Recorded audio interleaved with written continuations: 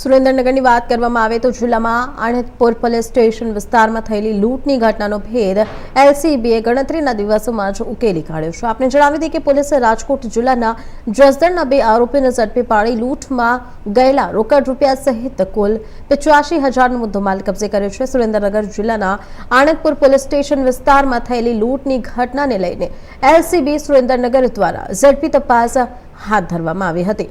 તો human source અને technical સોર્સના આધારે પોલીસે રાજકોટ જિલ્લાના જસદણના 2 શખ્સોને ઝડપી પાડ્યા છે। બનાવ હતો આ લૂંટના બનાવમાં એક જે ટ્રક હતો આ ટ્રકને 2 જે આરોપી હતો આ દ્વારા લૂંટી લીધો હતો એવી સૂચના પોલીસને મળી હતી।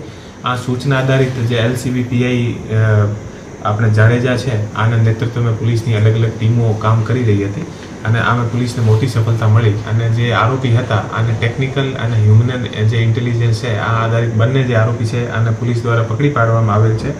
આમાં એક આરોપીનું નામ છે યાગિકભાઈ બાબુભાઈ સાકરિયા।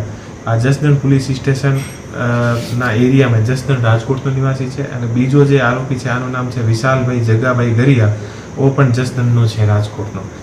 એ જે બંને આરોપી છે આ પાસેથી જે લૂંટ में જે રોકડ રૂપિયા ગયા હતા 45,000 રૂપિયા અને એક છરી અને મોબાઈલના 2 નગ જેની કિંમત 10,000 અને એક સ્પ્લેન્ડર જે બાઇક હતી ટોટલ 85,000નો જે મુદ્દામાલ છે પોલીસ દ્વારા રિકવર કરવામાં આવેલ છે।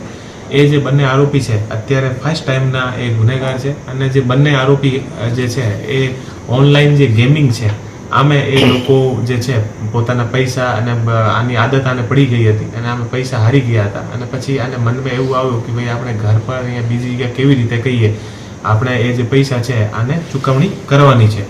તો આ રીતે એ લોકો આખો પ્લાન બનાવ્યો। આમે જે એક આરોપી છે વિશાલભાઈ જગાભાઈ ગરિયા ઓ જે બાલાજી વેફર્સની જે કંપની છે આ કંપનીમાં ત્યાં કામ કરતો હતો। તો કંપનીના જે ટ્રક અને બીજા બધા આમે કેટલા પૈસા હોય અને કેવી રીતે આની મુવમેન્ટ હોય આ તમામ આને ખબર હતી। તો આ આધારિત બંને જે આરોપીઓ છે એ ભેગા થઈને અને પ્લાન કર્યો અને પ્લાન કરીને અને રસ્તામાં એ લોકો ટ્રકનો પીછો કરીને અને ટ્રકને રોકાવીને અને જે ડ્રાઈવર હતો આને છરી બતાવીને અને આ પાસેથી એ લોકો લૂંટ કરી હતી।